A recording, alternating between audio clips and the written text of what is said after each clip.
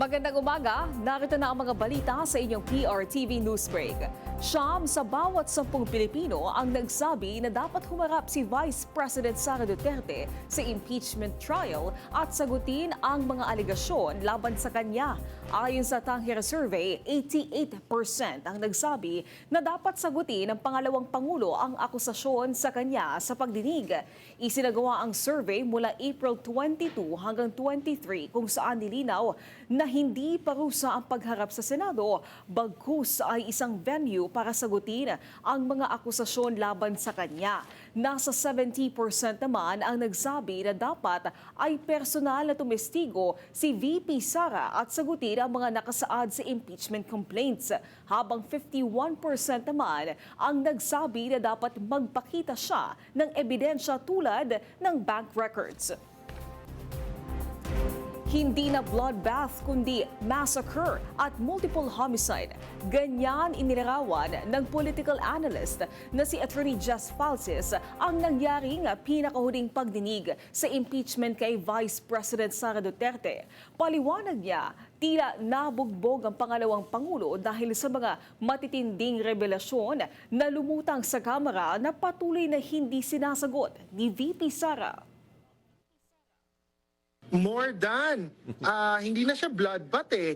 Ano na siya, massacre or multiple homicide. Kasi there were 3 to 5 hits na major damage to VP Sara, especially because she was not there to controvert it. Kung nandun man lang siya, at least sana na-deflect niya yung ilan or yung iba. Pero dahil wala siya, ayaw niyang magpakita, ayaw niyang sumagot, ayaw niyang i-face yung accountability mechanism na impeachment. Eh talagang the blows yesterday were just really bloody. Umangat si former Vice President at Naga City Mayor Leni Robredo sa pinakahuling tugon ng masa survey ng Octo Research para sa 2028 presidential race. Mula 8%, umakyat sa 21% ang kanyang preference rating o 13 points na dagdag. Nanguna pa rin si Vice President Sara Duterte sa 33%, pero bumaba ito sa dating 38%. Sa nasabing paggalaw na ito, lumiit ang agwat ni Duterte kay Robredo sa 12 points mula sa dating 30 points noong nakaraang quarter. Sumunod sina Manila Mayor Isko Moreno na may 10%, Senator Raffy Tulfo na may 9% at Senator Bam Aquino na may 4%. Masaya pamilya ng mga biktima ng war on drugs sa pagbasura ng International Criminal Court sa apela ni dating Pangulong Rodrigo Duterte ukol sa jurisdiksyon ng ICC sa kanyang kaso. Alamin natin yan sa report ni Justine Ignacio. Ginawa ko talaga to kasi mag-aalala sa anak ko. Ang hirap bitawan, ang hirap niya bitawan. Ang hirap ialis yung memory ng anak ko, lalo na kung paano siya naging anak sa akin. Hawak kang maliit na karatula na may katagang Justice for Aldrin Castillo. Suot ang personalized pendant na may mukha ng kanyang anak.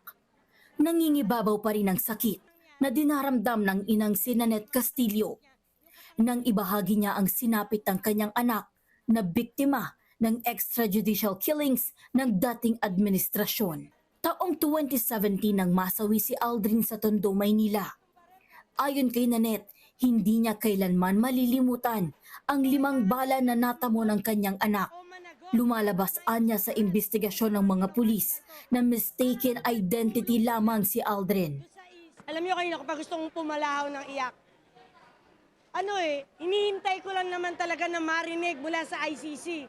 Yung confirmation talaga of charges kay Duterte. Aminado si Castillo na gumagamit ng ipinagbabawal na gamot ang kanyang anak. Pero giit niya, hindi pagpatay ang solusyon para masugbo ang droga. Huwag sana ganito ka-brutal. Maraming paraan para supuin ng droga, pero hindi paraan ng pagpatay. Kailanman hindi tama ang pagpatay.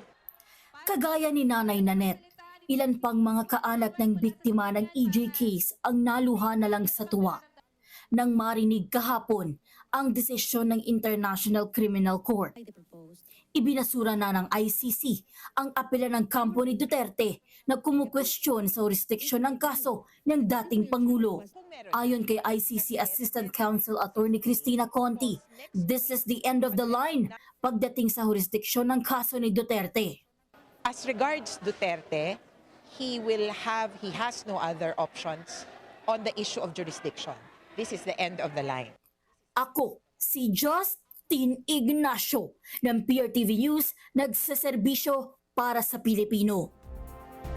Dumating na sa bansa ang nasa 53 milyong litro ng diesel sa Subic. Dahil dito, nakapagtala ang Port of Subic ng stockpile na 154 na milyong litro ng diesel hanggang sa darating na Mayo. Alamin natin yan sa report ni Rod Izon. Panibagong 334,000 bariles ng diesel o katumbas ng 53 milyong litro ang dumating sa Subic Bay Freeport. Kinumpirma ni Port of Subic District Collector Arnaldo Saulong na galing ito sa Singapore at magsisilbing dagdag sa buffer stock ng bansa na inangkat ng pamahalaan. Dumating na po sa ating bansa, sa Port of Subic, ang humigit kumulang na 104,655,999,000 liters of fuel po ng diesel. Sa kabuuan po ay 658,213,000 barrels po. Yung pangulang barko po ay dumating noong April 21 at nagsisimula na po ng unloading. May shipment pa na darating sa Mayo na may katumbas na 50 milyong litro. Kinumpirma rin ng Port of Subic na meron silang 154 na milyong litro na stockpile ng langis sa buong buwan ng Mayo. Ang Subic Bay Freeport, ayon naman kay SBMA Senior Deputy Administrator for Operation Ronnie Yambao, ang siyang major fuel storage facility, strategic procurement at security ng local fuel supply sa panahon ng Middle East conflict. Ang Subic Bay Freeport po ay isang major logistics hub sa ating bansa. Isa po sa ating mga locators ang Philippine Coastal Storage Pipeline Corporation, kung saan may kapasidad ang kanilang fuel tank farm na 6.3 million barrels. Ang kanilang pier ay pwedeng mag-accommodate ng 2 barko. Mula sa FMR Northern Luzon, ako si Rod Izon ng PRTV News, nagseserbisyo para sa Pilipino. At yan ang mga balitang nakalap ng inyong PRTV Newsbreak. Live kami sa free-to-air Beam Channel 31, Signal Channel 31 at sa YouTube. Tumutok din sa aming social media accounts sa Instagram, Facebook at TikTok sa PRTV Prime Media. Ako po si Naomi Tiburcio. Magandang umaga.